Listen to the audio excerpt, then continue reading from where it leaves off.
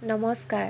আজি মই তোমালোকলৈ লৈ আহিছোঁ পৰীক্ষাসমূহত প্ৰায় আহি থকা এখন ৰচনা আৰু ৰচনাখনৰ নাম হ'ল অসমৰ বানপানী। এই ৰচনাখন মই খুব ধুনীয়াকৈ সহজ সৰল ভাষাত তোমালোকৰ কাৰণে আগবঢ়াইছোঁ। আশা কৰোঁ এই ৰচনাখন তোমালোকে ভাল পাবা। আহাচোন তেনেহ'লে আমি ভিডিঅ'টো আৰম্ভ কৰোঁ।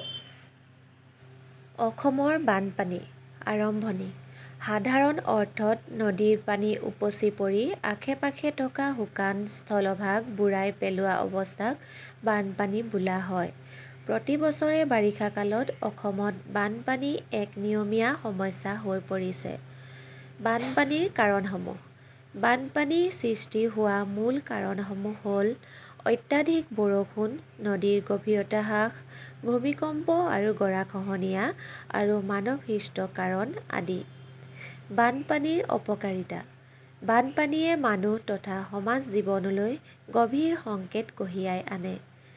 বানপানীৰ তীব্ৰ সোঁতে মানুহৰ ঘৰ-দুৱাৰ, গছ-গছনি, গৰু, ম'হ আৰু সা-সম্পত্তি উটুৱাই লৈ যায় আৰু বহু লোকে প্ৰাণ হেৰুৱাব লগা হয়। পথাৰৰ শস্য পানীত বুৰ গৈ নষ্ট হয়। ৰাস্তা-ঘাট, মথাউৰি আৰু ৰেলপথ আদি ভাঙি যোৱাৰ বাবে যোগাযোগ বিচ্ছিন্ন হৈ পৰে। বানপানী হৈ যোৱাৰ পাছত খোৱা পানীৰ উৎসসমূহ প্ৰদূষিত হৈ কলেৰা, টাইফয়েড, গ্ৰহণী আদিৰ দৰে সংক্ৰামক মহামাৰীৰ সৃষ্টি হয়। বানপানীৰ উপকাৰিতা। প্ৰাকৃতিক দুৰ্যোগ হ'লেও বানপানীৰ কিছুমান ইতিবাচক দিশো আছে। বানপানীয়ে মাটিত পলস পেলাই থৈ যায়। তাৰ ফলত পৰৱৰ্তী সময়ত খেতি-বাতিৰ উৎপাদন বহুত বৃদ্ধি পায়।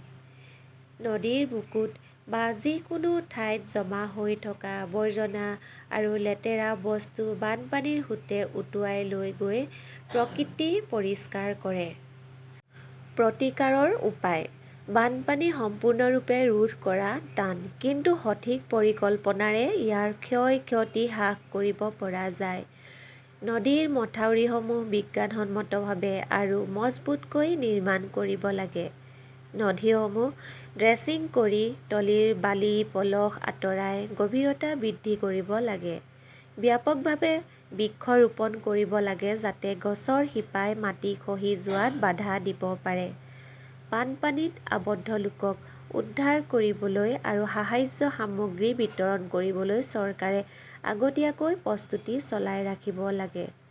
সাম্প্ৰতিক কালৰ বানপানী। 2026 জুলাই মাহত অসমে এক ভয়াৱহ বানপানীৰ সন্মুখীন হৈছে। উজনি অসমৰ শিৱসাগৰ, চৰাইদেউ, যোৰহাট, গোলাঘাট আৰু ডিব্ৰুগড় জিলাত আটাইতকৈ ভয়াৱহ বানপানীৰ সৃষ্টি হয়। ৮০জনতকৈও অধিক লোকে প্ৰাণ হেৰুৱাইছে। ৰাজ্যখনৰ 10খনতকৈও অধিক জিলাৰ প্ৰায় 7ৰ পৰা 12 লাখ লোকে প্ৰত্যক্ষভাৱে প্ৰভাৱিত হৈছে।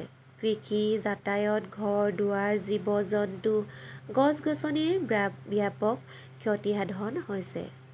সামৰণি। বানপানী অসমৰ অৰ্থনীতি আৰু জনজীৱনৰ বাবে এটা ডাঙৰ অভিশাপ।